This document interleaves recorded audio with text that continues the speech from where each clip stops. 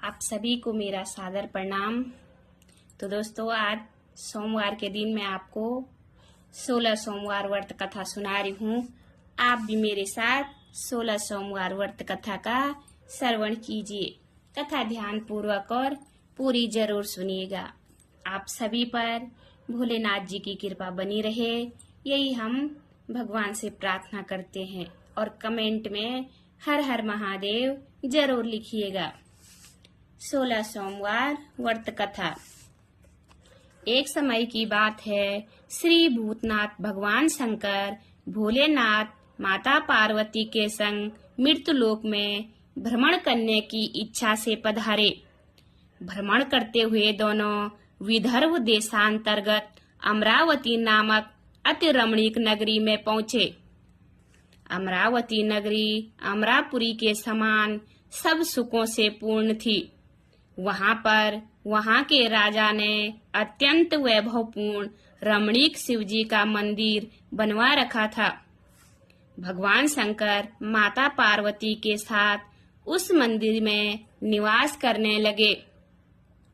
कुछ समय बाद माता पार्वती भगवान भोलेनाथ को प्रसन्न देखकर मनोविनोद करने की इच्छा से कहने लगी, हे महाराज, आज तो हम दोनों चौसर खेलेंगे। शिवजी अपनी प्रिया गोरा की बात मानकर चौसर खेलने लगे। ऐसे समय में मंदिर का पुजारी ब्राह्मण मंदिर में पूजा करने आया।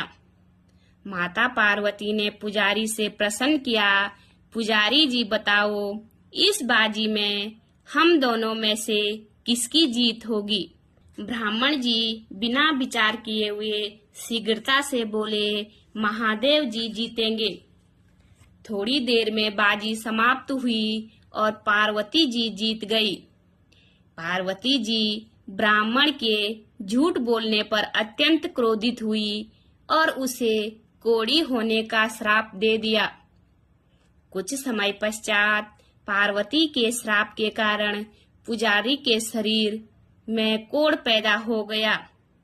वह अत्यंत दुखी रहने लगा। इस प्रकार पुजारी को श्राप कष्ट भोगते हुए कई दिन बीत गए तो वहां शिव गोरा की पूजा हेतु देवलोक की अप्सराएं पधारी।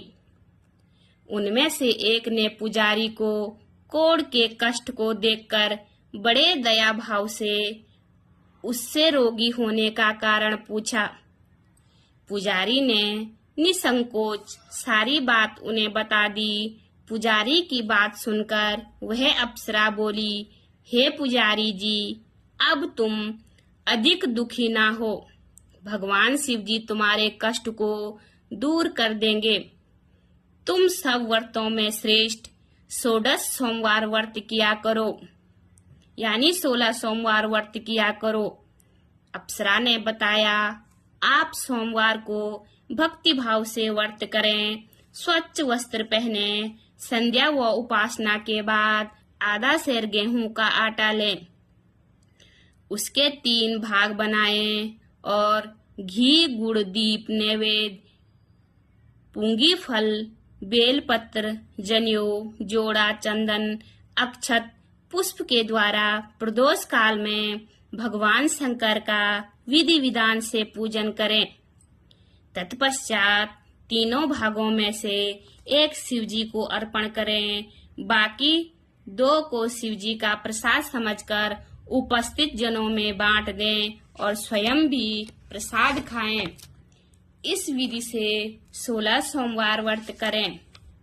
17वें सोमवार को पाव सेर पवित्र गेहूं के आटे की रोटी बनाएं, उसमें घी और गुड़ मिलाकर चूरमा बनाएं।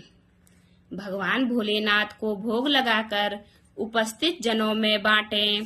तत्पश्चात कुटुंब सहित प्रसाद लें तो शिवजी की कृपा से आपकी सभी मनोरथ कामनाएं पूर्ण हो जाएंगी।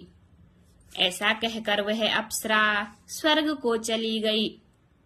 ब्राह्मण ने यथाविधि 16 सोमवार व्रत किए और भगवान शिव की पूजा से रोग मुक्त हो आनंद से रहने लगा।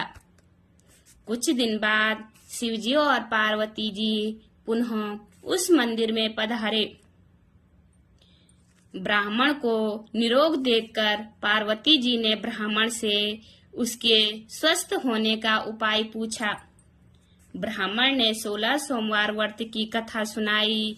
पार्वती जी अत्यंत प्रसन्न हुई और ब्राह्मण से व्रत विधि जानकर स्वयं व्रत करने की तैयारी करने लगी। व्रत करने के पश्चात मां पार्वती की मनोकामना पूर्ण हुई और उनके रूठे हुए पुत्र स्वामी कार्तिकेय स्वयं माता के आज्ञाकारी हुए। तत्पश्चात कार्तिकेय जी को अपना यह विचार परिवर्तन का रहस्य जानने की इच्छा हुई। वह अपनी माता से बोले, हे माता, आपने ऐसा कौन सा उपाय किया जिससे मेरा मन आपकी तरफ आकर्षित हुआ? पार्वती जी ने वही 16 सोमवार व्रत की कथा सुनाई। कार्तिकेय जी ने कहा, इस व्रत को मैं भी करूंगा, क्योंकि मेरा प्रिय मित्र ब्राह्मण बहुत दुखी दिल से प्रदेश गया है। मेरी उससे मिलने की बहुत इच्छा है। कार्तिकेय जी ने भी इस व्रत को किया और उनका प्रिय मित्र मिल गया। मित्र ने इस आकस्मिक मिलन का भेद कार्तिकेय जी से पूछा तो वह बोले, हे मित्र, हमने तुम्हारे मिलन की इच्छा करके 16 सोमवार व्रत किया है। अब तो ब्राह्मण मित्र को अपने विवाह की इच्छा हुई। उसने कार्तिकेय जी से 16 सोमवार व्रत की विधि पूछी और यथाविधि व्रत किया। व्रत के प्रभाव से जब वह किसी कार्यवश विदेश गया तो वहां के राजा की कन्या का स्वयंवर था। राजा ने प्रण किया था कि राजकुमारी उसी के गले में वरमाला पहनाएगी, जिसके गले में सब प्रकार से श्रृंगारित हथीनी माला डालेगी। शिवजी की कृपा से वह ब्राह्मण भी स्वयंवर देखने की इच्छा से राज्यसभा में एक और जा बैठा। नियत समय पर हथीनी आई और जयमाला ब्राह्मण के गले में डाल दी। राजा ने अपनी प्रतिज्ञा के अनुसार बड़ी धूमधाम से अपनी कन्या का विवाह उस ब्राह्मण से कर दिया। ब्राह्मण को बहुत साधन और सम्मान देकर संतुष्ट किया। ब्राह्मण सुंदर राजकन्या पाकर सुख से जीवन व्यतीत करने लगा।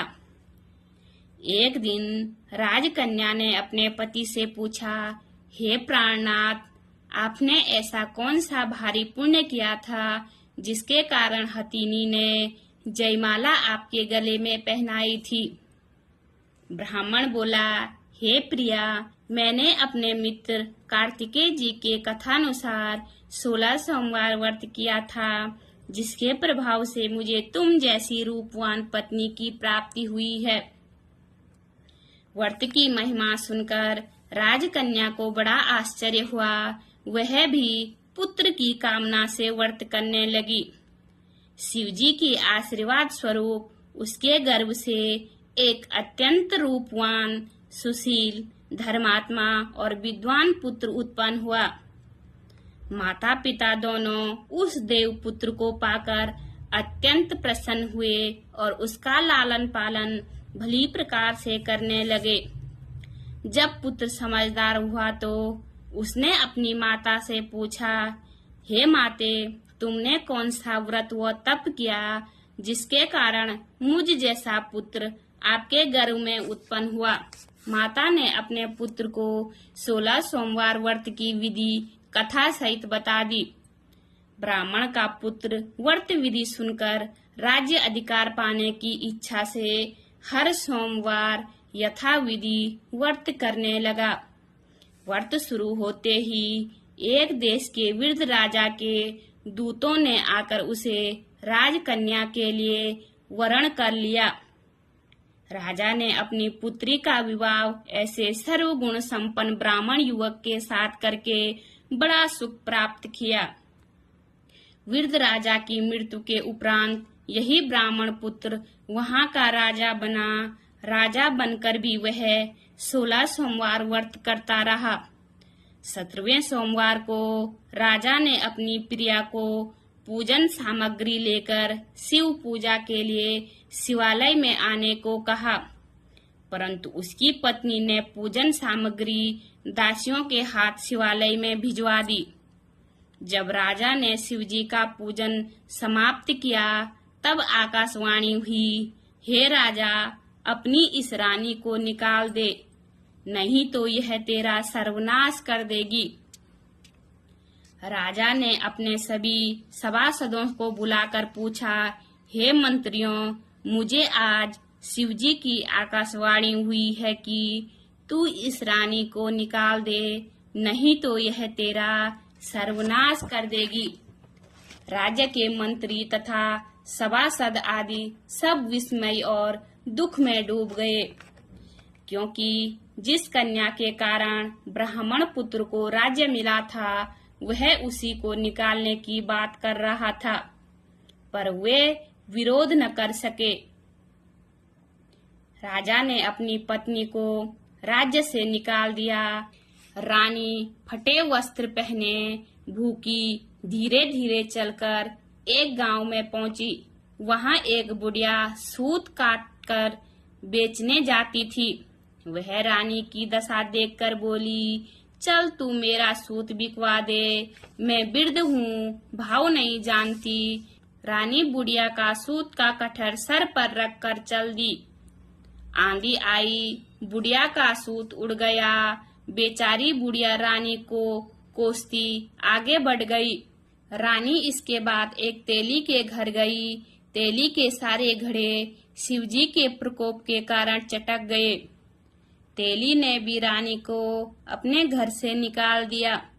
इस प्रकार अत्यंत दुख पाती हुई रानी एक नदी के तट पर पहुंची तो नदी का जल सूख गया।